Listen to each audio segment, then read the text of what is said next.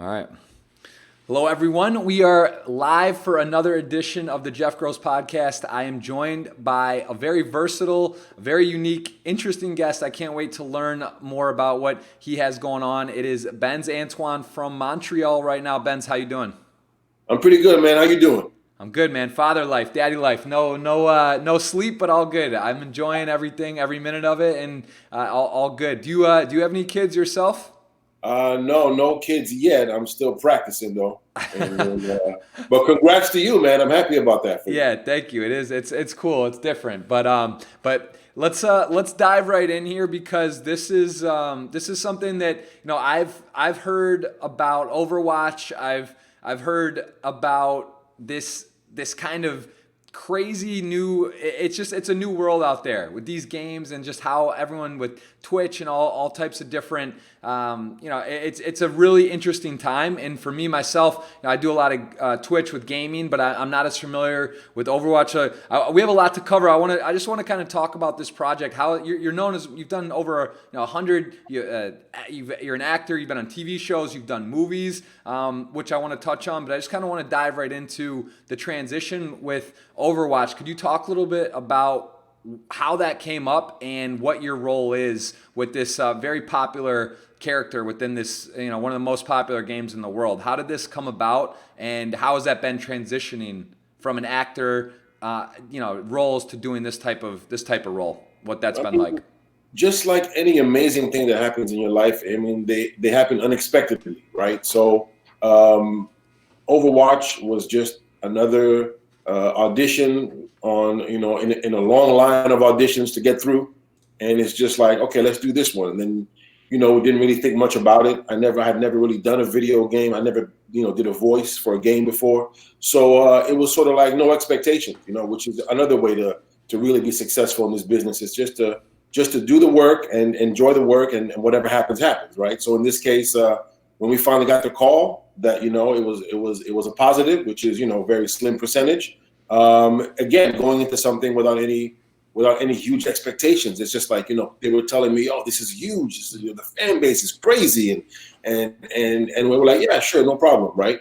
And then, lo and behold, I mean, as soon as, even before, it was an official announcement, you had so many people on Twitter were like speculating, and they were like checking my Twitter feed and out, what did I post in the recent weeks? Because, I had posted some pics of shooting, filming the thing where, I was in New York, did sessions in Montreal, and they were like investigating my Twitter to find out, this is the guy. We think this is the guy because that studio usually works with Overwatch. And then you have journalists calling my manager asking, is Benz the guy? Because there was like a sort of buzz, and that's when I knew, wow, this is going to be very different than anything else I'd ever done, because usually you make a movie, there's no buzz until the movie comes out or until the TV show becomes a hit. In this case, the video game's already a hit.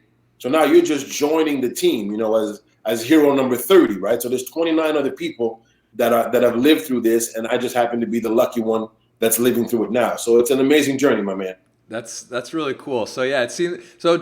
What I hear you saying is you really didn't know much about Overwatch or how popular it was. It just kind of was something you auditioned for. It was right place, right time. You nailed it. You got it, and then you kind of are learning as you go how big of a I guess cult following almost, just how popular, how immersed everyone is in this game. So I mean, it really is like it's a learning experience for you. And the other part of your question about the transition you had asked between like being on a TV show or playing in a role on a film, I mean, to me, if you're an artist, you're an artist. You just try to channel whatever is required of you. So in this case, it was the voice. So you try to bring everything from all the years of experience and all the other stuff you've done to try to bring it strictly with the voice. So that was interesting and challenging, but it's almost like back to the source, back to the basics, back to theater school, back to controlling your breath and your diaphragm and all that boring stuff nobody wants to talk about. But that's what you need to do to make sure that you can bring the full energy and channel it all into the voice. So for me, it was a fun exercise, and I was a little nervous, more nervous than usual, because of the fact that I was not really experienced at it. But once I got rolling, it was just it was just second nature. That's awesome. And your original background with TV film, I saw, I was going through IMDb, and that was from what, Romeo Must Die. That was a big break for you. That was back in, it looks like 94 maybe, or somewhere. No, don't make me older than I already is. I'm trying to see what year it was, but it was that's a big movie. That was what, DiCaprio, if I remember, and I mean that was like a not DiCaprio. No, Romeo Must Die. Which one was that? Wasn't that or am I thinking I'm thinking of a different one? I'm sorry. Which that was a big movie though. Romeo Must Die. That was Aaliyah. Jet Li. Yes. Okay. Washington, Delroy Lindo. Really, that's the film. When you're in a club and a girl says, "What do you do?" and you're like, "Oh, I'm an actor," right? But if you don't have this next answer, then she's not interested. So you got to give, because they're going to ask you, what you've been in. And you have to have an answer that they can relate to or search in their mind. Yes. And if they don't have that, then you're just nothing, right? Wait, is that Romeo Must Die? That was the more fun one, right? That was kind of like a crazy movie, sort of. Why am I was thinking there was one. I must have been thinking about Romeo and Juliet or something with the cat. But Romeo Must. I have seen this. This was like a crazy version, though, right? It was sort of like it was a fun movie with cool cars and cool people and drop kicks. Yeah. And the real Jet Li. So it was definitely fun, to work on that film. It was kind of like the first time I was actually in a movie that anybody around me cared about, right? So and then from there, I've been fighting to get back there ever since, right? That's awesome, man. That's really cool. And so you split your time between LA and New York, but also where you're in Montreal. How do you break up your time these days with that? Like, you travel a lot, you do movies, you do filming stuff, but how would you say you allocate your time? Is Montreal, you still get to spend a lot of time there? My mom asks me that question every time she sees me. She'd be like, "Boy, where do you live?" So Montreal's always going to be home. Yeah. Of course. In this business, it's not. It's Montreal is the more you open opportunities to go to travel and to be in other cities, the more they pull you back, right? Yep. So then when you get to New York, the more you're not in New York, the more they pull you back.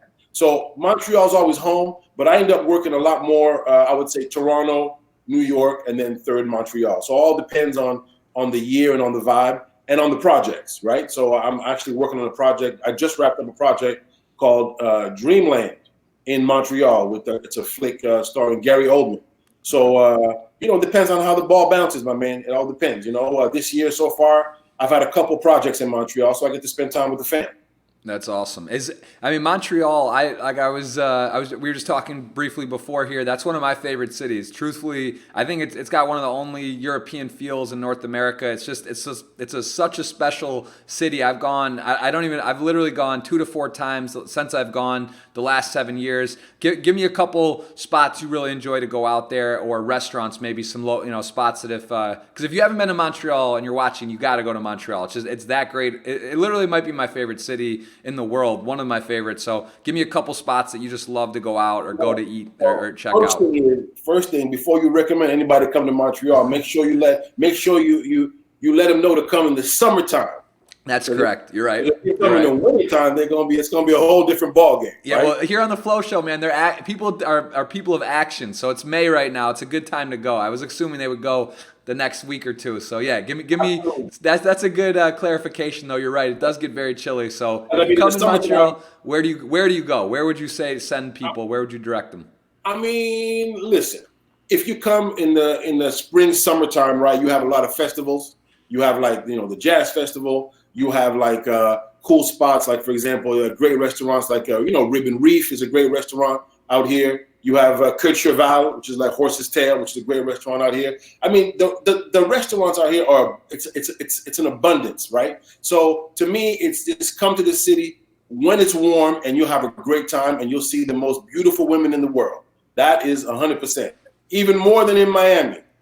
I will have to say this. A disclaimer: my wife's Brazilian. I got a thing for Brazil, but Montreal, that's a fair statement. There are some unbelievable women there, and maybe there's a reason you're not married yet, man. You're still enjoying having some good times. I don't blame you. I'm not mad at you. I always said, if I were single, I think I would live in Montreal and just kind of, do my Twitch and hang out there. It's a special city. It's a real treat, and man, you're lucky. That is the place to be. I gotta say, man, you figured it out. So that's I gotta say, man, you're onto something there. So again, if you're a single man and you want to go and spend some time somewhere nice in May, it's a good place to go. Hey, don't get me in trouble now. Now you let everybody know I'm single. You gotta leave the mystery out there. All right, fair enough. I'm making assumptions. I'm making assumptions. I'm sorry, you're right. I don't know that, and I'm not. I'll let you talk about that or not. All right, so Montreal, amazing place. I saw. So you grew up. You were born and raised in Montreal, or I see your Haitian background. Your mother was Haitian. Yeah, so that's what's cool about the Overwatch character is that Baptiste is a Haitian character. So that's why my family's from Haiti, but I was born in Montreal, raised in Montreal, so I spent a lot of time out here. But the Haitian descent is obviously very strong. So when the characters come up and they give you a chance, to pay homage to where your family's from, to where your parents are from, it's always like it's a pleasure. So it was a treat. It was great playing that role, and I had to tap in and speak to the family to make sure I was pronouncing the words properly, because Baptiste has some Haitian lines, has some Creole lines in the video game. So that's another thing that's very cool about it, is that a lot of people have never heard while playing a video game their native tongue. So to me, when the Overwatch people came up and said, "Hey, would you be comfortable saying some lines in Creole?" I was like, hell yeah. So, it's been a crazy ride. So yeah, definitely born and raised in Montreal, and but I'm a world traveler, as you know, man. That's awesome. And so yeah, I heard someone was mentioning there was some controversy or just how the name was pronounced, or there was people are really into it, and it was like a big deal, even a little difference in how it was said or the way you spun it, but then they kind of liked it. Is that what? How did that? The thing is this. I mean, the guy's name is Baptiste, okay, right? But that's in French. People in English, they would normally pronounce the P, which would be Baptiste. Mm-hmm. So when they asked me, they're like, "Hey, how would you say it?" I said, "Well, I'd say with the P. I'd say Baptiste." Yeah. Then people online that love the game, they want to make sure they're saying it right. They're like, "Wait a minute, this is a French character from Haiti.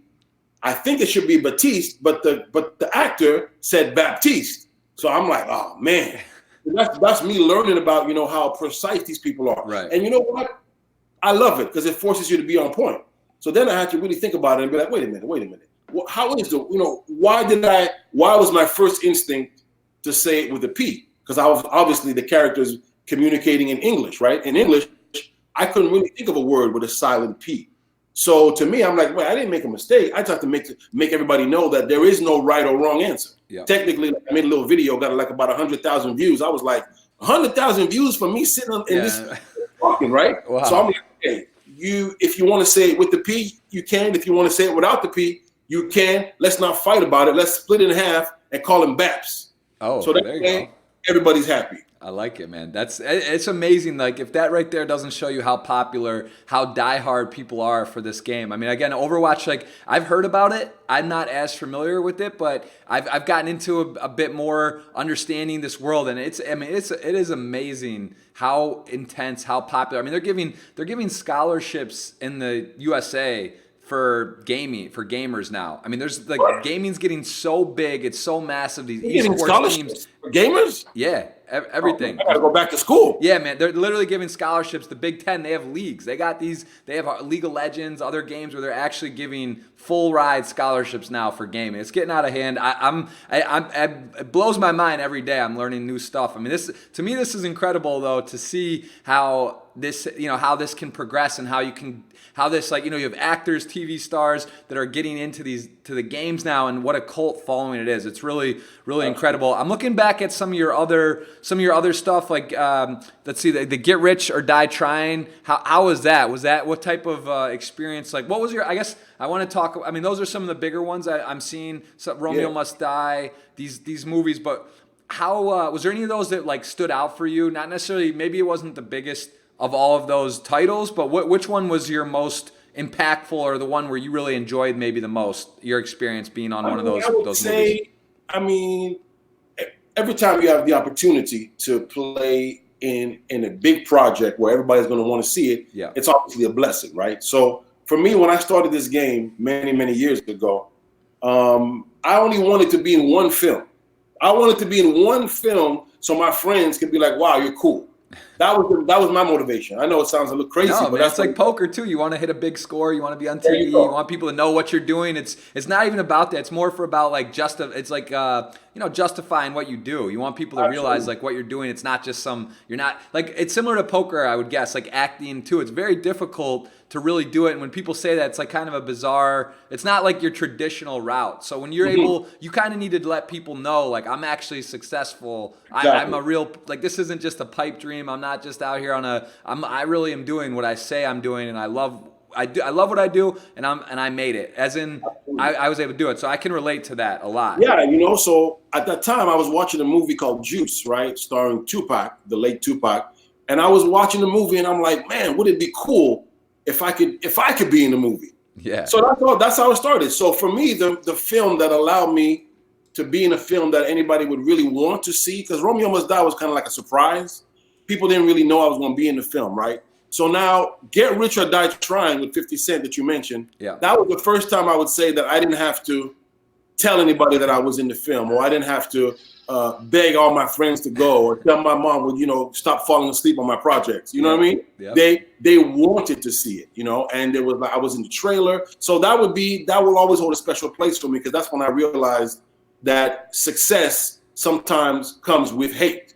Because as soon as you start to, get some success, you start to realize, all right, there's some people that are riding with me, but there's some people that never really thought I would get to this point, and now you see their true colors. So I think that's part of the managing too of this whole riding for success, or trying to fulfill your dreams. Always be careful, about who's coming with you, because you never know what the real reason, what their motivation is, for them wanting to be around you. Absolutely. No, that makes a lot of sense. So, and in terms of movies versus the TV type series, what ratio? You've been in over 100 film and television. What would be the breakdown? Like, what percent would you say is it half and half TV versus? I mean, in terms of, for me, I only count like the really big movies. Okay. Right. So those are few and far between. There might be like, I don't know, maybe like 10 of those. Right. And then a bunch of TV movies. But TV movies and TV shows, to me, I lump into one thing. So to me, I look at it like this. It's either it's a project that you can name when you're in a club, when a woman asks you what you've been in. If you can't name it, then it's on the other one. So there's two categories, the big ones and the smaller ones, right? So it's about, I would say about 70-30. I'd say about 30 projects that people can actually relate to and say, oh yeah, I heard about that. Oh yeah, that's cool. And then the other ones, sometimes they just have to, they're great projects, but they end up basically supporting you all, along the journey. Okay, that makes a lot of sense. I got a couple questions in the chat quickly. DJ, he said, ask Rubens if he plays. Well, I don't know why he's saying. Ask Rubens if he plays poker. People want to know: are you playing poker out there? I've touched on this, so I know the answer. Wait a minute. First of all, if he's using my government name, I want to know, because Benz is short for Rubens. Oh, that's why I was like, when he said it, he said ask Rubens if he plays poker. Is this guy working for the IRS? What's happening, man? My government name. There's information everywhere, man. There's no one safe. Hide your wife, hide your kids. This guy's out here asking. So they want to know: do you play any poker? I mean, listen. I like to participate in things or partake in things that I'm actually good at. So I'll say I'm in training. I'm in my poker training. My manager is an expert poker player, as you probably know. Yes. You probably know. So he's my mentor. So give me a couple of months, and I'm gonna come for you, boss. I'm coming for you. I like it. Listen, I might maybe on. I'm in Montreal May 20th to the 27th. I don't know what your schedule is like, but there's a really big tournament there. There's actually a couple special events going on during that time. I'll check in with Josh and talk to you. See, maybe you come up for a night and check it out. I think you'd like it. It's a really exciting vibe. I ain't gonna whip your ass that quickly, because I need time to prepare. I'll get you. Listen, if we play poker, I'll give you a free roll situation. situation. Only you can win. There's 0 loss. Like that's what I would do for you. I don't want to put you in with the Wolves, man. So Now you're talking. yeah, now we can. All right, we're on the same page. So DJ, to answer your question, Benz or I guess Rubens, as you said, is not yet playing, but he's open to it. Someone else asked if you like boxing or UFC. Oh, wait a minute.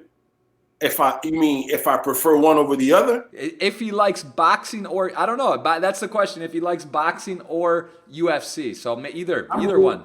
I love all sports. I'm a big sports fan, so I love boxing and I love UFC, depending on who's fighting, of course, right? So if I had to pick, I would say it's a draw. Mm-hmm. For example, 5-10 years ago, I would say boxing for sure. Right. But in terms of nowadays, there's a lot of heat right now with a lot of great fighters on the other side. So I'm kind of torn between both. So I got love for both sports. It all depends now on, and that's why it was great when Mayweather and McGregor came together. Yeah, Mayweather and McGregor came together, put on a good show, but that was in his forum. Yeah, see, he had to have it in the boxing ring. But now I would love to see if a boxer would have the nerve. I don't think they would have the nerve to go in the cage, because the cage is legit. That's like for real. That's like don't mess with that. Life or death. So I love them both. To answer the question. Yeah, you can get some big trouble there. Give me a couple restaurants that you enjoy in Montreal. Give me your top couple. Just name a couple that come to mind, man. I'm impressed by the food in Montreal. I have so many restaurants and so many great places there. Give me I guess even what type of food, not necessarily a restaurant.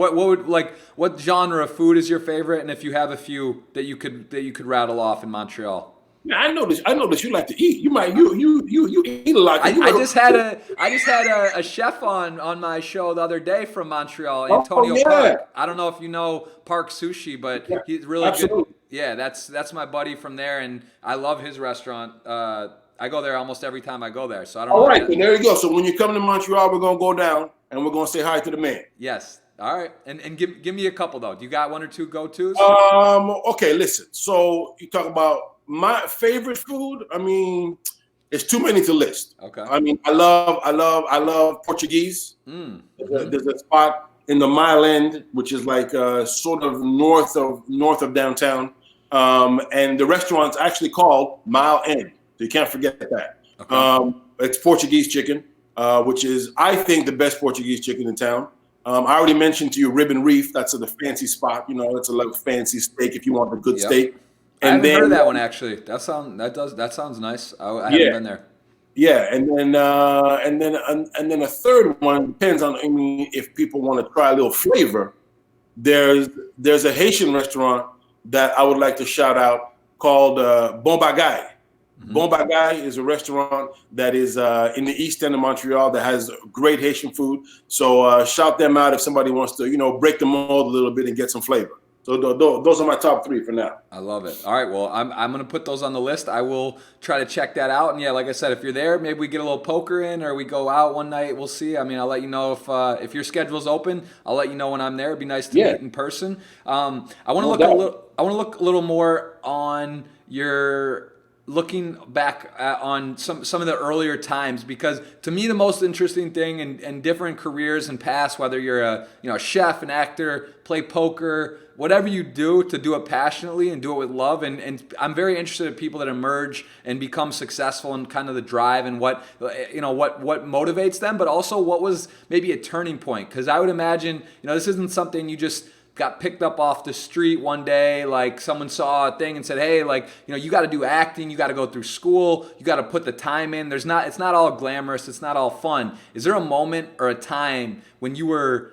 really grinding, that you were going through, and then you had a moment? Was there a moment that stands out where you got that call? Was it like a great performance you put on? Was it right place, right time? Like what's like the moment in time where you like clicked in and you said, all right, I'm an actor now, like where you got your first role? Like tell me about like that experience that kind of shifted you from where you were just in the pack, of the hungry, trying to make it as an actor, that then you became like, all right, I can really do this. Was there a moment that sort of you remember that's triggered you? For me, it's interesting you say that, and some people know about this if they read up on me. But I actually did get started kind of like a fluke, right? Mm-hmm. So I was dating this girl who was an actress. She asked me to take her to her audition tomorrow. At that time, I was a rapper. We could talk about that. Oh later yeah, I too. got that on my list. Don't worry, I see that. I already have that noted. Yep. And then I was like, all right, sure, I'll take it to your audition. And when we got to the audition, the casting director came out and said, all right, so you ready to go in? I'm like, I'm not going in there. And she's like, yeah, I need you. I need some people like you. I mean, what you mean people like me? She's like, I need and then, she was saying, right? Yeah. So I'm like, no, I'm not going in. So she started walking away. And then when she got really far in the background, I was like, well, what is it? Yeah. So then she came back, showed it to me. I'm like, I could do that, no problem. So make a long story short, I read it. I got the part. She did not. Oh, we broke up. So there was a little salt. She was a little salty about that. I don't know what happened, but it just might have been a coincidence. But I mean, we didn't, we're great friends now, so it's all good. But back then it was like, that's it. So you got the part and you weren't doing any acting? This was like totally off the cusp? You had no intention of acting? Never. So then, So then I did that. She said, all right, cool. Now you got to come back tomorrow, because I was dressed up. I was more like I look like a traditional young rapper guy, right? Okay. So she said, you got to come back tomorrow wearing a suit. Yeah, come back tomorrow wearing a suit. And then, so I came back, got the part, right? And then when I got, and to answer your question, when I got on the set, because I had no idea how you were going to get paid or how, I was like, this is a cool thing to do. Yeah. Then they showed me what I was going to get paid. And I said, wait a minute, you're going to pay me that to say these words, and that's it. You know that commercial, that IKEA commercial when she says, start the car. Yeah. I was like, yo, sign me up. Yeah, I want more of that. Yeah, absolutely. So that's when I started, man. I didn't know that, how hard it was going to be. I didn't know how long it would take. I thought maybe within 2-3 years I'd catch Denzel and be done, right? That's what I thought. And then 25 years later, right? Obviously, Denzel is out of reach, right? Still, right? Okay. But along the way, you find out that, you know what? You love what you do. And, you have to love what you do in order to be successful. And then it becomes more about you than about, what you thought it was at the beginning, right? It's sort of like a gut check. You have to check, figure out, hey, do I really want this? It's like almost like a daily thing where a lot of people don't realize that this is a tough game, right? And you have to persevere. And not to be cheeky or anything, but it's true. If you really want it, and you're like this, you have to go all in. You can't be like dropping a couple chips at a time. If you want to do it, you think you can do it, you believe in yourself, you're ready to put in the work, you got to go all in. And that's what I always tell anybody who asks me, like, oh, what advice do you have for me? So I say, listen, if you really believe it and you think you can do it, you got to go all in, because it's a marathon. And I think that's what, if I had heard that at 20, I might not have, stayed in the game. Honestly, I might not have stayed in the game, but I didn't hear that at that time. And when you're at that age, you just see the finish line. You don't really realize how long it takes to get there. Whereas now, you're a little more seasoned. You've been running the race for many, many years, and you're like, man, I'm still not at the finish line. But there is no finish line. I think that's another thing too. You have to sort of enjoy the journey, right? So I think that's what's the most important thing, is that now finally I'm enjoying the journey and I'm accepting everything that comes with it.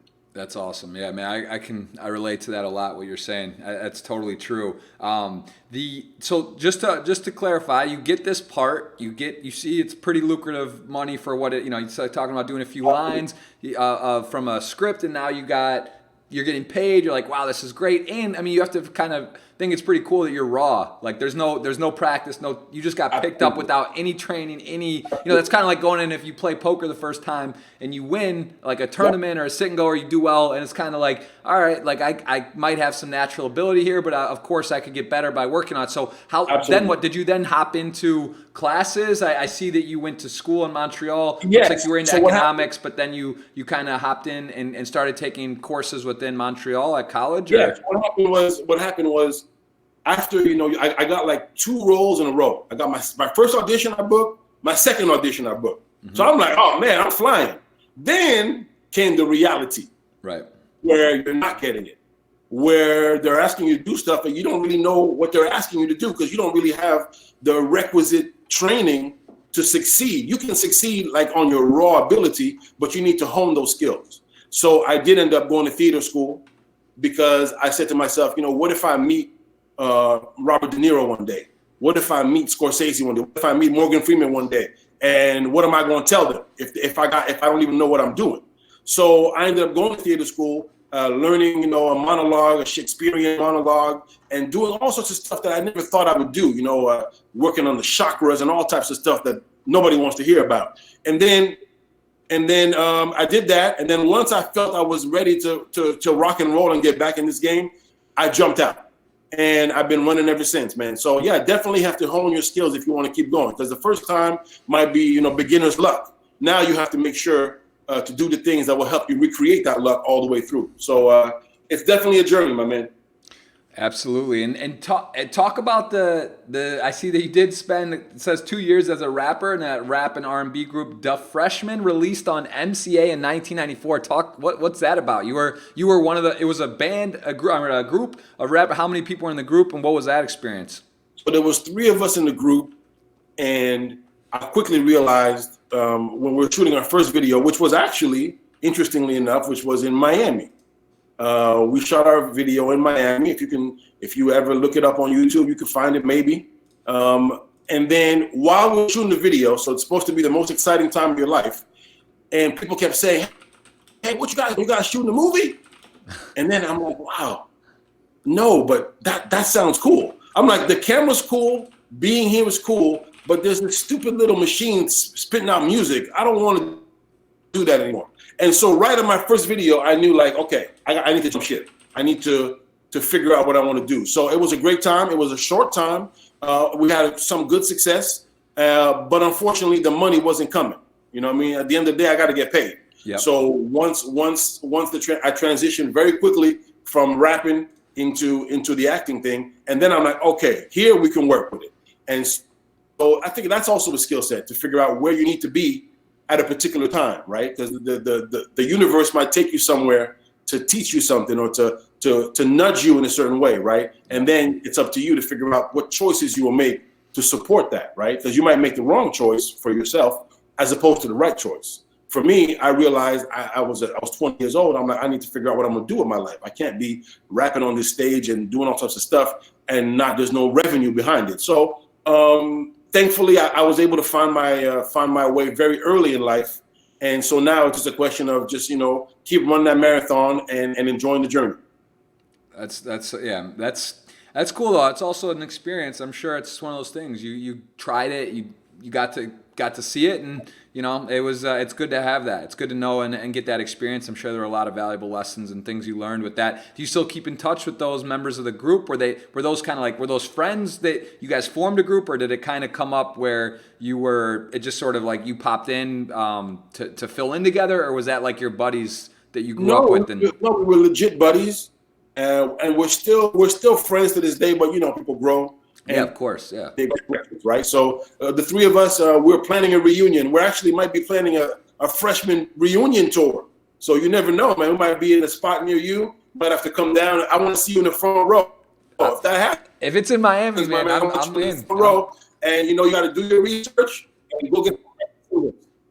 I love it, man. I love it. I would definitely like to see that. That's something that I think is that must be man, to go up in front of people and perform and rap. That's got to be a lot of fun. I would imagine that's got to be electric. It's similar to acting, but different in a lot of ways as well. So I think one of the thing about acting, my understanding too is it sounds very. It's like, to be an actor, it's cool. Like it's like a cool thing. It's fun. It's different. It's engaging. But how is it being on set or doing a lot of the times? Because a lot of times it's a lot of role. Like from my understanding, I have a friend in the business who's explained to me a lot of times there's some standing around, or you're doing a lot of acting. Like is it actually on set? Like are the days really long? Is it some? I mean, are some smoother than others? Like how many takes? What's like the vibe on set in a lot of these places? Is it really vary from place to place, or are sometimes it's kind of boring? Is it fun? Like are you joking around? Like give me a vibe of like, just give me an example of one of the movies you've been on, like what it's like when you're on a day of shooting. Yeah, so if you're on like a big project like a film, things might go a little slower, so there'll be a lot of downtime. because they take a lot of time to set up the shots, and there's a lot of preparation that goes into every single shot and every single moment. So yeah, there is a lot of downtime, but the downtime is, I mean, you use it to number one, get into your character. Once you have that, you got to get into costume, got to get into your hair, got to get into stuff. You socialize, you eat, I think it calms you down. I don't think you realize it at the time, but now when I look back on those times, if they would have threw me in 2 hours into the day, I might have been so nervous and I would have been probably worse, as opposed to 6 hours now. You're sort of so over it, right? You're like, man, when are we going to get to this thing? And then now somehow you can better perform because all the nervous energy has left your body. And now you can actually get down to the work. So a lot of times, even in an audition setting, when you're auditioning for a job, you have to sort of try to get to that point where the nervous energy leaves your body so you can actually perform. I remember Laurence Olivier, the great Laurence Olivier, used to say he was so nervous that he would have to say, he would talk to himself and he would say, listen, the big Laurence has a job to do. So I need you to leave me alone and let me do my job, or something like that. I'm not a great paraphraser, but if you look it up, it's like something great. Like he was, to know that somebody so great, so renowned at his job was so nervous that he literally had to ask for the nervous Laurence to basically shut up, stop making noise so he can do his job. And so, I think that's the kind of energy that, you try to tell yourself when you're on a long day or on set, and then you realize, but not every day is necessarily long. Depends on your role. Right. If you have a huge role, you might have a long day because you're in every scene. Some people start off like I did with a very small role. So you might have to come in, you're like a waiter, you're like a doorman, you come in, you do your thing. It might take a few hours and you're done because you're only in that one scene. So I think the number of scenes predicates how long you're going to be there. But yes, absolutely, hurry up and wait, I think is the actual quote from the business. Is definitely 95% of the times it does work that way, where you end up sitting around, lounging around, waiting for your turn. So absolutely, that is truth. That is not myth. Okay, fair enough. Yeah, that's. But it sounds still like it's a lot of fun. I mean, it's got to be cool going to a movie set, going to locations, and being being involved in a big project, and then kind of seeing how it all gets pieced together. It has to be really cool. I want to ask you about your concentration in terms of success. Do you work on concentration? Do you meditate? How much type of preparation, stuff like that do you do? You kind of touched on that with trying to calm down, or it can be a little bit intense, or do you do some of that? Do you have preparation? Do you have a routine on days that you're acting or performing? Do you have a meditation type routine or anything that you do to concentrate? The meditation that I do, I mean, I can't speak for others. Yeah. It's more so to help me understand what's happening in life and how how my chosen path, how it fits in to the real world, into my life. So the meditation that I do is more for that, in order to be grounded, to sort of understand that, hey, this, like I said before, this is a journey. You can't control when things will happen. See, when I started this game, I was a huge control freak. But obviously, this is not the game that you can control. You can't control when they're going to call you, if they're going to call you, if they're going to like you, if they're going to choose you. So you have to sort of have a sort of a depth of understanding that, hey, even if they don't choose you, you're still great. And I think that's something that the late Luke Perry used to always say. One of the greatest things that I've when I used to watch him on TV, he used to always come on and he would always make a point of this. He would always say, no matter how many times they tell you no, it's got nothing to do with you. Now, I understand that today, but when he said it, I didn't understand what he meant. I'm like, why is he even talking about no when he's a huge star on a huge show, right? Great things. But he knew that those words are important, right? So you have a responsibility to, it's not like you're discouraging anybody from, getting into the game, but you got to tell them, right? If somebody comes into like a poker situation and they hit it big right away, okay, congratulations, you won. Don't think it's going to be like this all the time, right? This is tough. And I think that for him saying that to me, I felt he was talking to me because I was like trying to understand it, right? And I think the meditation aspect for me is more to sort of understand that it's all good. Whether it's a yes, whether it's a no, it doesn't diminish your value as a being. And I think the better human being you can become, the better artist you can become. You know, if you focus too much on the art, you're not really going to be well-rounded. I think a lot of artists in general, not actors, sometimes get so consumed with the work, they don't realize that in order to continue doing great work, like it's like a musician. They might have a great album in them, one, and then they're so consumed with that success or what happens around that time, then you're like, hey, whatever happened to so-and-so? Why did they come out with another great album? Because they might have only had one in them. And I think if you continue to grow and continue to accept what the universe brings, then you might have more stuff to bring back into your craft. Yeah, absolutely. I mean, again, I think it's so cool because you can really, it's very similar to a lot of, like, you could talk about athletes or, I mean, you could, poker, of course, like these metaphors, you can look at it in a lot of different ways. And it's very mental to deal with the highs and lows and to sort of realize that everything's not always going to be, perfect, or you do some great thing. You can't really compare everything to that at all times. You just have to kind of do your best and just not and block out some of that noise, which can be hard once you hit certain levels or you do certain things to get back to that. Like an Olympic athlete or even like any athlete or anything, you win a big poker tournament. It's not going to always be like that. You're gonna not most of the time. You can't really control some of the things are out of your control. You can only do your best, and I think it's really important to have an understanding of that and try to put that in perspective. I did want to also ask about sleep, and just kind of random, but I was just thinking about this. Like, is there, have you ever had like a time where you have a really bad night's sleep or you're sick and you have to perform? Because it's kind of one of those things in these movies and stuff like, or the show has to go on, right? Like you're there, you get sick, you're cast for a role, or you just didn't sleep at night and you look tired or you feel tired. Have you ever had do you ever have trouble kind of going to sleep the night before, like a big role or a big shoot, or like have you ever had any issues with that? Because that seems to be a lot of, like, I guess with Overwatch, when you do voiceovers, it's probably a little easier because you're not on camera. But when you're on camera and you gotta look your best and feel your best, like I don't know, I just feel like that could be a little bit stressful sometimes. I mean, and that's a great question. Anytime it's the first day of school, first day at work. Yep. First date, right? Yep. The firsts are always tough. In our business, it's a first every time you get a new job. Every time you get another role, it's always the first. So me personally, I don't sleep the day before my first day. I just don't sleep, period. Okay. I'm not out doing anything. I'm not like partying. I'm not drinking, but I just don't sleep. Because it's so much stuff going on, because you're always trying to prove yourself.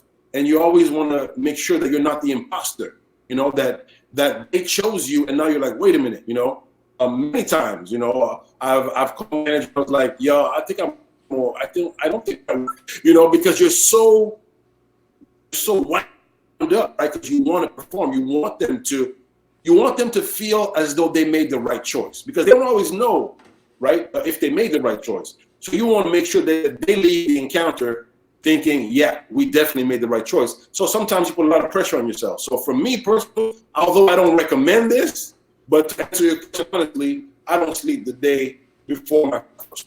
But after that, once I get in, like I always tell people, I said I learn very quickly. Once I get accustomed to the scenario, to the situation, regardless of what it is, I'm way better the second time around. So that's how I deal with it. But it's not maybe the best way to deal with it. But I guess you have to be honest. You can't, like, some people block stuff out and pretend like they don't feel it. Like I always see like a boxer. They might act like they're not scared, or they might act like they're tough, but in reality, they're not really living the moment. They're not really grounded in what feeling. It's okay to be scared. Sometimes GSP used to always say.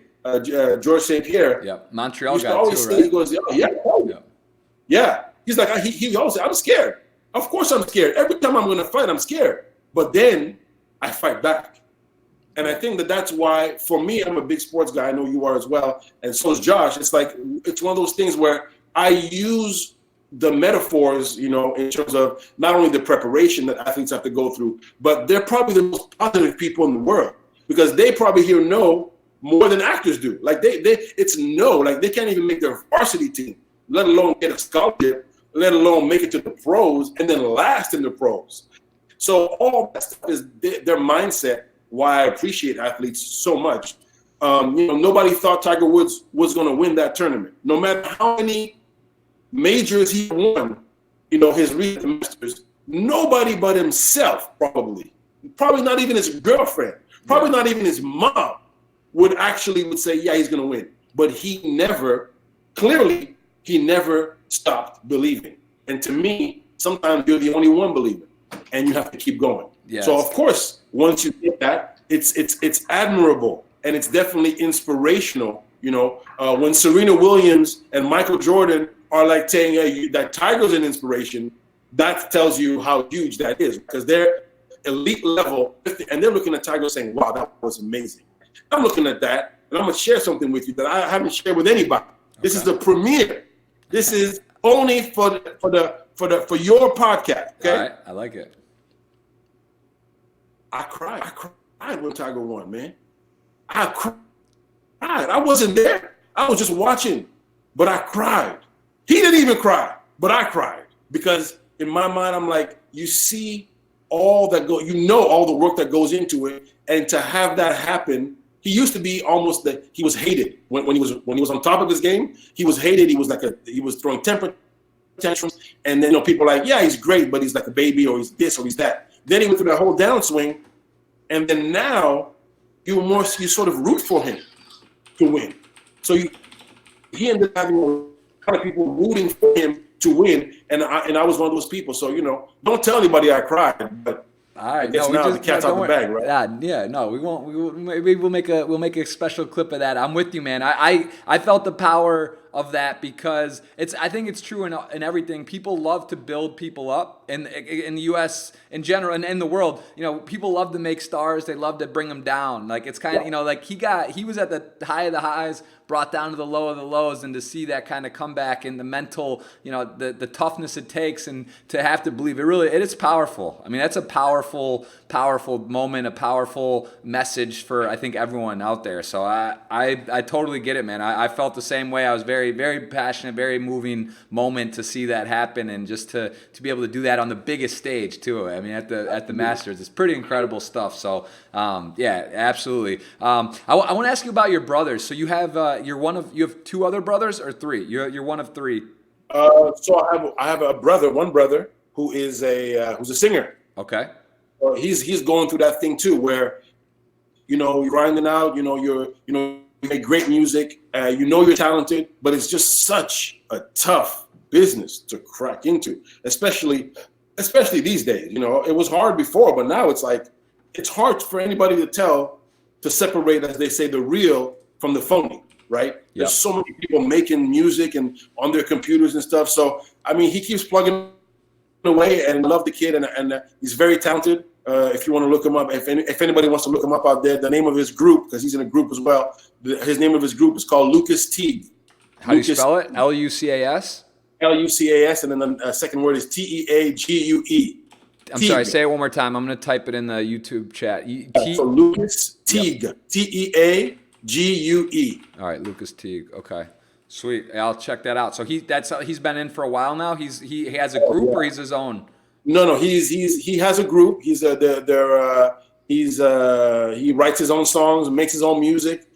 They do a lot of harmonies with their voices, and they're so talented that people don't believe that they're not using auto-tune. See, This is where technology goes wrong, right? Technology is great, right? Because we can talk from a distance and have great communication and great audio, all that. Yeah. That's fantastic. But then the flip side, and from an artistic standpoint, is but so many people have access now that we don't know what's real and what's phony. Yeah. So I've been taking them to meetings, at labels, and they literally, ask them to sing live right now because we think it's auto-tune. Right.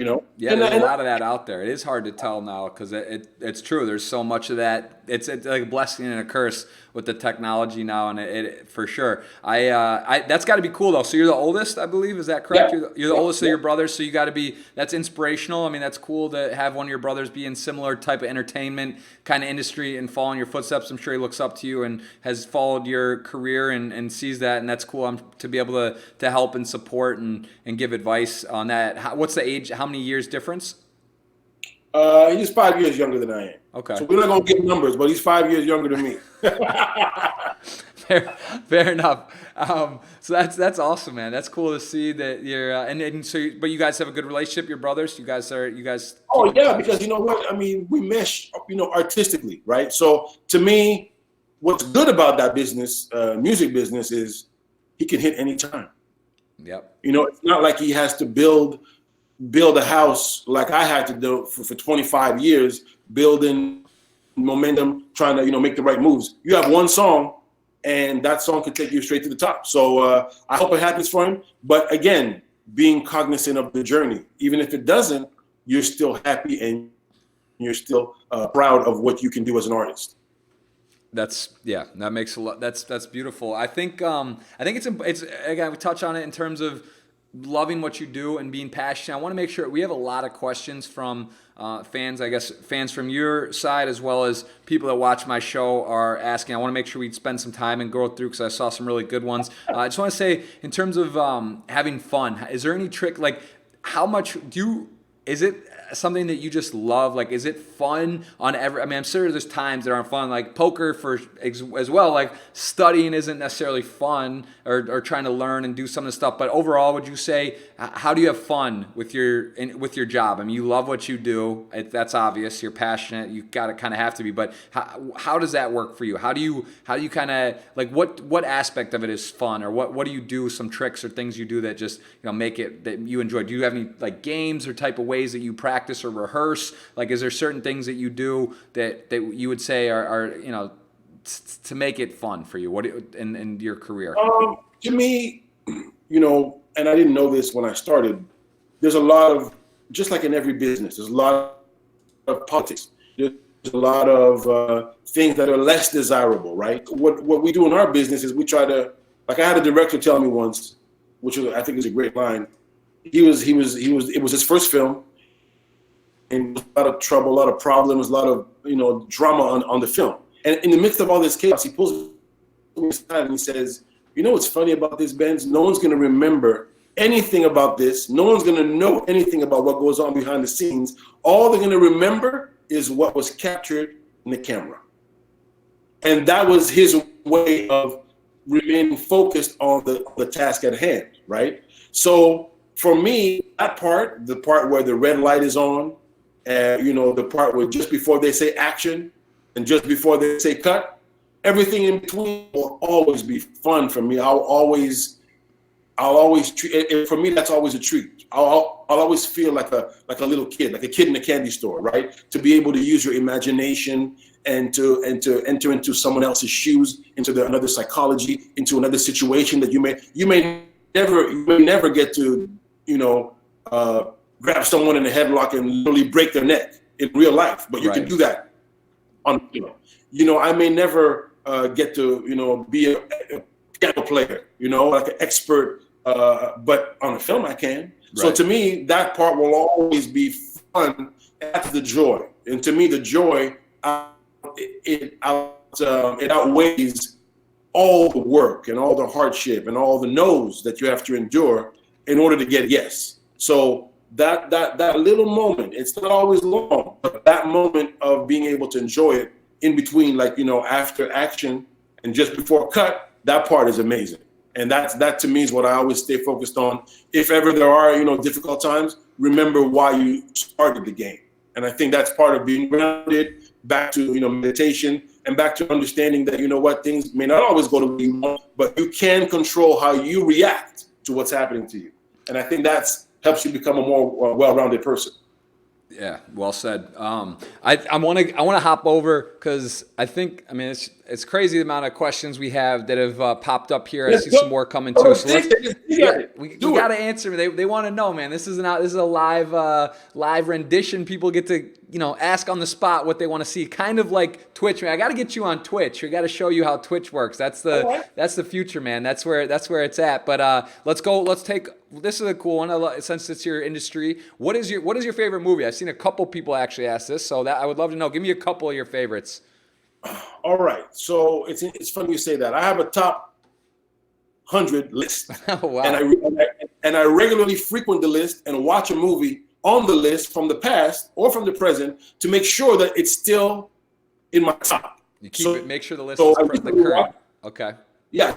Make sure it's still on there, right? All right. So I recently watched what I thought was my favorite movie. I watched again. It's a movie called Memento.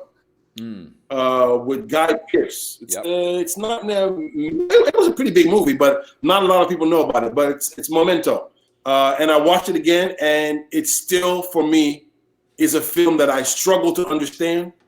I struggle to make sense of the choices of the characters and of the filmmakers, and I still have questions for them. I think those are, for me, the most interesting projects are the ones that you can still watch 15 years later. And remember, wow, I had this feeling when I watched it the first time. It was also in this movie. I watched it, and Joe Pantoliano. It's all coming to me now, and it's like, and I still love it. So my favorite movie of all time is Memento. That's updated up to 2 weeks ago. So unless something else comes up, Memento is number one for now. All right, there you go. That's definitely a big time movie. I think most people have probably heard of that. But yeah, it's not that's a I'm trying to think. I saw it. Yeah, what year was that? That was a while ago now, right? Early 2000s or something. Yeah, I think early 2000s. It's been a while. Yeah, but great film for sure. All right. Someone asked, do you play poker live? What upcoming events are you planning to play? We already talked about this, guys. He has not played poker, but I know you said you would consider getting into it a bit. Maybe we'll see you in Montreal at a Playground Poker coming up here, possibly. I'll just answer that one since we did talk about that already. Another one from Cubans. Why you wanted to quit your job before you got the Baptiste role? Is that, I don't know if that's referencing something. Is that true even, is there anything to that? Did you? Yeah. Okay, so it's funny because I've been running this game for a long time, and I finally got a variety mention because of Overwatch. So basically, there was a big spread in variety where I explained, how we ended up accepting this role of Baptiste, right? At first, we weren't going to take the role because at the beginning, they don't tell you, hey, it's Overwatch. This is going to be great, and you're going to be famous, and Variety is going to write about you. They just send you some lines, and they ask you if you want to read it. So you don't really know what it is. Right. So my manager kept saying, hey, what is it? What is this? But it's a lot of confidentiality. They don't want to tell you. And then they kept going through the process or whatever the case may be. And then when we're getting closer, my manager's like, listen, we need to know what is it, because we don't know if we want to go down this road. He's very, my client's busy and all this stuff. So in that, I think that's what the person's referencing, that I almost didn't take the role. Okay. Because sometimes you don't, in this game, in that voice side, you don't really know what you're going for. So that's the reason why. But once we were told, we literally had to be told, listen, don't pass this up. This is big. This is Overwatch. Like, those words had to be said. And then, I didn't know what it was, but my manager knew. And that's when he sat me down and had a little talk with me and said, listen, we're gonna accept this role. That's so awesome. That's how that happened. That's really cool. What is, or actually, okay, a couple here. How has Overwatch changed your life, and what project is up next? Okay, so I think we touched upon how it changed my life a little bit earlier. I mean, you drop a video, a little clip online, and get 100,000 views. You're like, oh wow, okay, this is not like it was before, right? Yeah. So the fandom and the intensity, the ferocity with which they enjoy the game is something that if you don't live it, I mean, you may never get that. I mean, it's amazing. So to me, that's the major change, is that people actually, outside of all the movies I've done and all the TV shows, just for the voice, they're like, we're fans of you now. We follow you now. Now we want to see, what other stuff you've been in. That's amazing, and that's kind of like that. What the other residual effect of being in this game is that those are like adrenaline rushes. When people are like, you go to a con, like I went to my first con a couple weeks ago, and it's like to see the faces of like an 8-year-old kid who's like, oh, I can't believe it's you. Right? That's amazing, cool. Right? Not only, the money and the fame and all that is great, but when you see the impact up close of this kid has been playing this game, he's been hearing my voice, he's been playing Baptiste, and now he gets to hear me live and see me live. It's like the most amazing. It's almost like a kid meeting his favorite athlete, right? It's kind of like that feeling, right? So yeah, absolutely. I'm very happy and grateful that we ended up taking this gig, and that the good people at Blizzard finally told us what it was about. That's amazing. Let me ask you a question. When you sign autographs, how do you sign? Baptiste or your name? Or it depends on what fan it is? I sign name, and then I sign, I let them know what it's about. So if it's Baptiste, then, give them a little Baps, or a little Baptiste, or let them know what it's about. But sometimes I might sign for something else because there might be another TV show or another film. But recently I've been signing a lot of Baptiste autographs, man. My signature, I got it down pat. I can sign for days now. I got the technique down pat. I don't even get tired or nothing. I'm ready to go. You're ready to knock them out. I like it, man. All right, that's cool. So yeah, so different signatures. That's important. What is the most challenging role you have done to date? So somebody whispering something over here. The most challenging role. Okay, so that's a pretty good question. I would say the most challenging role. I did a TV show called 19-2, which a lot of people are familiar with in Canada specifically, where I was playing an alcoholic. And there's only a few things in life that are, as an actor, that are really, really hard to do. Playing blind is very hard. I'm actually on a TV show. I have a guest spot on a TV show called In the Dark, where the lead character is a blind woman who is trying to solve a crime. It's on the CW. So that's actually a show that's on right now that just started a couple weeks ago. People can binge watch the first few episodes and make sure to catch me. I got like a few episodes in there, and that's playing blind is very difficult, and I give her a lot of props for that. Perry Matfield, really amazing job. The other thing that's really difficult to do when you learn this in theater school is to play, because what you're essentially doing is you're trying to pretend as though you're not inebriated. As the actor, you're trying to pretend as though you're not inebriated, just like you would if a cop tried to stop you and give you a breathalyzer. You don't act like you're drunk. You're trying to act like you're not drunk. Right. So to me, that it was very interesting to find the balance, to figure out how to play where it's believable that you are, like I said, like, you're not drunk, but you're hungover. So you're hungover, you're still kind of drunk. So to me, that was difficult. Yeah, it sounds challenging because it's like, yeah, I get that. That's hard to. It's like almost like Inception, where you're like this, but then trying to redo this, and that sounds. I'm trying to even. Yeah, that's complicated. So it's complicated. So when I was gonna on that the first time I was gonna play a really, really drunk scene in that TV show, I sort of took a page out of method acting, and I decided that I would take it one step further, and I said, you know what, let me have a couple of shots. A couple of shots led to more shots, led to I was actually feeling nice, right? Okay. And so the director kept asking me, can you do this? Can you do that? Can you do this? And I'm like, yeah, I can do all of it, because I went too deep in it. So and that's how terrifying it is, So that's definitely the most challenging role that I've had so far. All right. Well, that was that. There's another question. What is your toughest role? So that we'll just cover that. That's basically, it sounds like same question. Someone asked about your relationship with poker. I'll let you.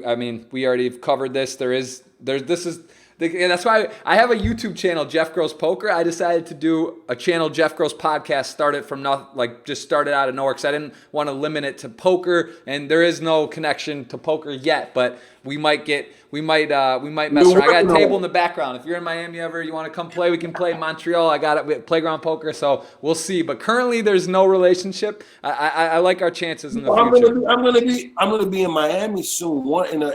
In a very short time, I'm gonna be in Miami. So don't make promises you can't keep now. Listen, it's open. Watch out. You just tell me. Give me more than 10 hours notice, and we'll have it set up for you. No problem. All right, that's why 10 hours notice. You can't just show up and then hit me on 1 second notice, but 10 hours plus and whatever you want. We'll take you out to dinner. We'll play some poker. We'll hang out. Whatever you want. I'm here in Miami. I'll host you for anything. Someone else is asking, is Benz your real name? It's a great name, but is So Benz is short for Rubens. Okay. So it's RUBES. And then I just, once I started acting, I said, hey, it'd be cool, to just have a little name, that had a little flavor to it. So then I dropped the RU and just went with Benz. All right, that makes sense. That's a sick name. It's a really cool name, Benz Antoine. It sounds make believe, man. It sounds make believe, but it's real. It's just abbreviated. I like it. Let's see. How many? I think there's a English translation issue, but how many is like being a character in a video game? I guess they're basically saying, how is it like to be a character in a video game? Do you have many fans? I mean, we've been talking about this the whole time. It sounds like a crazy amount of fans. Like this is like a real serious following of a game. So like, how would you say doing this from what you had? I mean, you got people that know you act and do things, but now, I mean, this is like you're adding like a whole nother category. Like now you were an actor, you did movies, but now you're in like the video game world is insane, and the amount of it's amazing. It's amazing because we start this game hoping to be involved in projects that people care about. So that's essentially what Overwatch has afforded me is to be a part of something so powerful that people are so passionate about it, and so of course being a part of that is just amazing. So it's a blessing, and thank God we said yes. That's all I can say. Man. That sounds like quite a swing, quite a break. I'm just trying to imagine you going from the process of having no idea of like just doing this thing, because how many people tried out? There were hundreds of people more who were cast for this, and then it kept going down to 5, down to 3, and then you got the part. So I mean, it's one of those things where you literally had no idea. You just said, "Oh, okay, I'll do this," and you don't even know what Overwatch is into where it is. I mean, that's a crazy swing. I mean, that's like, imagine if we had actually turned it down, and then I had to watch somebody that I know ride the wave that I'm riding right now. Yeah, that's a wild swing. All right, so he is the okay. So we answered that. What other characters have you done? This is your first. Would you be open? Like, is there an exclusivity? I don't know how that works. Like, this is like a big role, and that you have now Overwatch a character. Have you thought about doing other roles and these type of things? How does that work? Is there exclusivity in like terms of other games or things you can't do? Or is this a whole new world now? Is this like, wow, like I'm an actor, I do videos, TV, I'm a character in a video game. To me, it's sort of like voiceovers and in animations. You see some monster stars, personalities doing voices and things. I mean, it's similar. You're doing voices in a video game, but it's like a different genre. So is this something you think you might get more into now, or just kind of seeing how it goes? You know what? Every opportunity gets evaluated, and we try to figure out, if it's something that we should do. So obviously, this is just another avenue for us to take, and it's been amazing. We've had a lot of offers as a result of Overwatch, and unfortunately, we cannot do them all because we're obviously, I have a lot on my plate. But definitely, as far as great opportunities go, we're definitely looking for the great opportunities, and that's what it's about, man. Whether it's a voice opportunity or whether it's a play, which I've never done since I was in school, but it's something I'd love to tackle one day. Or whether it's a film or a TV show. I mean, at the end of the day, you have to be well-rounded as an artist. So we're definitely looking for those opportunities, but we can't do them all, unfortunately. So thank you for the offers. We have to still, regardless, we still got to be selective. Absolutely. Oh, this is a great question that I'm curious as well. What is the biggest difference between preparing for a movie and preparing for a video game role? You know what? I mean, there's some differences. The thing about video game, when I didn't realize, because I never done it, I never knew that nobody was going to talk back to me. So if I have a line, I'd say, "Hey Jeff, what's going on?" And you're not going to respond to me, "Hey, I'm good, Benz. How are you?" Right. So now I have to generate the energy. I've been, "Hey Jeff, what's going on?" "Oh, really? Oh, that's awesome." So nobody told me that. So I had to learn that literally in the booth with the headphones on. I'm like, oh, okay. All right, great. So now I'm going through my mind trying to figure out how I'm going to do this. And so that was tough, Of course, you don't have to prepare anything visually, right? So you don't necessarily have to, have your hair a certain way or dress a certain way or look a certain way. That's cool. But then on the flip side, you have to have your voice. It's got to be ready for 2, 3, 4, 5 hours of work. Do you when you do the voice for Overwatch? Do you go into a studio? I would imagine, or it's not something you don't do at your house. Is that you fly somewhere? No. Yeah. So you go into the studio and you have like maybe 100 lines, to do, and they're gonna ride you until they get it right. And that's another thing too, because it's all in the voice and all in the line. The level of precision is heightened. So you might have a line that says 3 words, how are you? They don't want you to say, how are you? They want you to say, how are you? Or how are you? It's really, and so that's, yes, we know these things, regardless of the medium, regardless of whether it's TV or film, you do those things. But on a voice specific job, of course, it's times 1,000. Because that's what it is. They were very good in terms of walking me through the level that they were looking at. They're like, no, don't make it about this, make it about that. So that was fun and challenging and nerve-wracking all at the same time. But that is definitely one of the major differences between, obviously being on camera where you got to be, visually, you have to sort of make sure that you're on point. And then the other thing is you have to, for voice, you have to sort of make sure your voice is ready to go for unlimited amount of hours that they need you. Makes a lot of sense. I need to run to let someone in this door real quick. Let me just ask this question, let you answer this while I run for 10 seconds. How were your beginnings as a rapper? And the question is before the performance. So I don't know if they're talking about preparation. Maybe you could just touch a little bit more. How did that become the process where you guys started I think you said it was you and 2 other buddies became you were rappers. So talk, how did that come to fruition? How did that happen? Whose idea was it? Like, how did you guys, how did that come about? And maybe talk a little bit about the experience. Like, how long did you do that? And then was it tough to break when it was time to end? Was it a mutual decision, or did you guys just kind of go your separate ways? Or was, give me a little more on that, because that seems like it was a couple years of your life and an interesting time. So the freshman was conceived during our first year of university, so freshman year. And so we decided to do this thing. But when we realized that it wasn't really going to bring that money, then we said, okay, listen, every man for himself, and you've got to make sure to be able to carve a career for yourself. So we did the rapping for a few years. I would say like maybe 4 years of, doing demos and meeting with producers and going down to New York and meeting with labels to finally get a deal. And then, did some shows and went on tour and met some cool people. So all that stuff happened.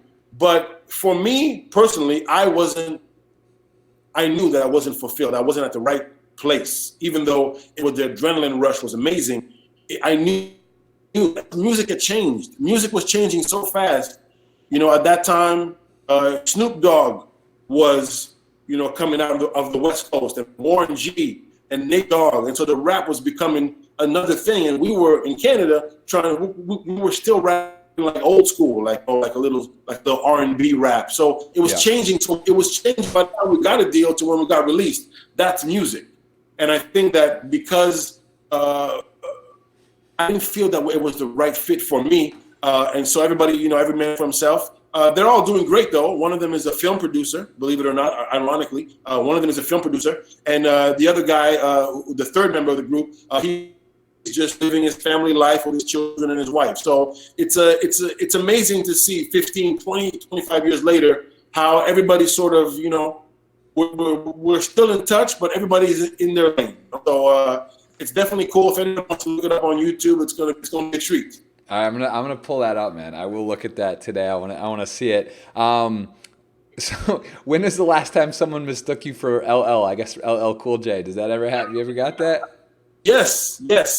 I mean, not anymore because, you know, technically we both got bigger and bigger and bigger and bigger, right? I didn't see that. Now I see it a bit. I can see it. Yeah, I think with a hat on, you know, right now, you know, when he has no hat on, he has a certain style. But when he was younger and he had a hat on, and then I was younger as well, and I had a hat on, then it would be like, oh, and you're a rapper. And I think I also sounded like him because I actually enjoy him as a rapper a lot. I think he's one of the greatest of all time. Yep. And so I think all of that played into it as well. Another guy that people used to always say that I would sound like or look like is Shaggy. Shaggy used to have the big hair, and I had the big hair. And, you know, I've actually signed autographs as Shaggy, believe it or not. People were so believing that it was Shaggy. And I'm like, no, it's not me. Yeah. But they're thinking I'm saying, no autographs. So I've actually signed Shaggy autographs. So anybody out there, if they, you know, sorry about that. I was trying to tell them, but they didn't believe. So I signed it, and they would even tell me, they'd say stuff like, can you do it? Can you do it? I'm like, do what? Can you say it? I'm like, say what? And you know his famous line, right? What's that? You know his famous line? No. Mr. Lover. Oh, yeah. Well, Mr. okay. Of Lover. course. Yes, I remember that. Yeah, I know that saying. I've done it a few times. So if I had a nickel for every time I signed a Shaggy autograph, man, I'd have some change. That's a tough spot because you don't want to do something unethical, but you don't want to make, you know, it's like you're doing him a disservice if you don't. Like, if people are going to say, man, Shaggy's an asshole if you just never do, but then you're kind of like, you know, that's funny, man. That is funny. I like it. I don't know if you want to talk about this because, I don't know how much involved you are in the storyline or immersed, but it looks like an Overwatch type question. Like, where do you want Baptiste to go from here story-wise, and what does he think of Sombra? And again, this is foreign language to me, so I don't know if that rings a bell to you or if you... Yeah. Basically, I personally have no say over what happens next. Right. But I think Baptiste and Sombra, which is another character on the show, on the game, I think that it would be good if they, you know, I don't want to say, but you know. Right. All right, I get where you're going with that. I see Baptiste and Sombra, you know. I think me and her, the voice actress Carolina Ravassa, I think that we need to get together and try to work this synergy so that Baptiste and Sombra could, you know, can make some things happen. All right, I get what you're saying. I get it. So you're in tune to what's going on and what you want to see happen. I like that. Do you plan on going to TwitchCon? This is from Ais Willis 3. Well, thank you very much, Ais Willis 3, because we had never heard of it before. But because of you now, we're going to go out there and go get them. So TwitchCon, if you're listening, I'm right here. I don't know when the thing is. Whenever it is, make sure you bring me down. They know how to reach me. Reach Jeff. Reach Josh, make it happen. Let's go. Let's get Benz to TwitchCon. I've been to it. It's a very special experience, and you would love it. So I know it's there's a bunch of them. They have them over in Europe as well as here in the U.S., usually in California somewhere coming up. So we'll find the information on that. That would be, I think you would get a kick out of that. So there you go. Willis 3. It is on the table, possibly going to come. What games do you play? Do you play any video games or other games, sports? Like, I guess if you do. Do you shoot some hoops? Do you play hockey? You're a Canadian guy, so like, what's your games? I'm not a gamer at all, so I don't play any video games. I played Overwatch, and I have to get good at it. That's another thing on my list. So on my list, I have poker. I can whip your ass, and then I have Overwatch, so I can whoop everybody's ass. All right. In terms of, I love all sports. I play basketball. I mean, I love that. But you know, it's funny. I prefer to watch. For example, my favorite sport to watch would be maybe football, but my favorite sport to play would be basketball. So I don't necessarily love to watch the same things that I love to play, right? And boxing, I love boxing, but I don't want to box myself. So so I sort of try to get into it. I have to sort of figure out a way to stay in shape. I'm not in Jeff Gross shape. Listen, I got daddy body going now. I'm on my way down. I got to get back in the gym, man. It's hard. It's hard out there with the kid. There's no sleep, but I appreciate the compliment. I don't know if I would go all the way and say that, but thank you for that. I want to. Staying in shape is important, man. It is. It's hard. There's only so much time in the day, but it gets harder and harder, it seems. So, but it's a nice compliment for you. For me, thank you for saying that. I wanted to ask you as well, what led you to accept the role of Baptiste? Sounds like you had some good help and you were kind of unclear about what it was, and you said you're very glad you did it, obviously, but what was something that led you to that? Like, it seems so random considering it hasn't been in your portfolio doing these type of roles before. So is there anything that led you, or was it just kind of luck that your manager, your team brought it to you and you nailed it? Or was there anything that it's funny because my manager is the one who, he brought the audition to me, and he's like, we were for some other job. Like I said, there was a long list of auditions, and I was getting ready to leave, and he's like, oh yeah, there's another thing here, this other video thing. You want to read for that? And I was like, whatever. What do you think? Like, whatever. That's it's saying it now is trippy, right? And that's how we were. We're like, yeah, whatever, sure, whatever. And then we sat down, did the thing, and didn't think about it. So definitely, it just goes to show that when something is meant for you, I mean, it'll be there for you. You just have to trust. You're always on interview. Do your best, and good things can happen. Talk me through that process a bit. Like, let's just I know you. We're already. I just want to kind of go, because I think this is super fascinating. So give me the prop. Let's just say it gets presented to, hey, I think you should do this. This is called Overwatch. You say, I don't know what that is. If you think I should do it, I'll do it. You do it. Let's just call it, say May 1st. So let's just put a timeline on it. Like from start to finish till you got the role, and you were actually, you flew somewhere to do the voiceovers and all that. How long did it take from you when they told you, let's audition, until you got the role? How long a process was that? I would say that is about a month and a half. I would say about a month and a half. So it was like general audition. We didn't know it was Overwatch. We didn't know the name. It was just some other fake name. And then we read it, and then we didn't hear about it. And then about a week after that, or 10 days after that, they're like, hey, listen, we want you to come in, for a second audition. And my manager's like, well, he's very busy. I don't know. Like, he's not in town. I mean, what is this, right? Oh, this is the thing, blah, blah, blah. All right, cool. Listen, we don't know. Then they carried on without me, brought the number down to, whatever. I think they started at 100 and something.